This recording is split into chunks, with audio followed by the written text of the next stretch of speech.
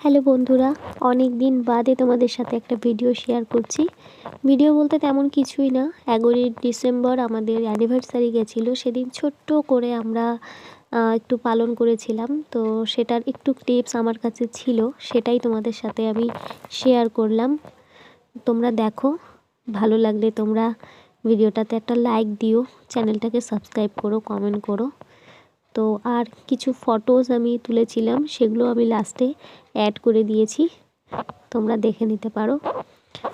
তো আমার শরীরটা খুব একটা ভালো নেই, শরীর ভালো হলে আমি খুব তাড়াতাড়ি আবার নতুন ভিডিও তোমাদের জন্য আপলোড করব।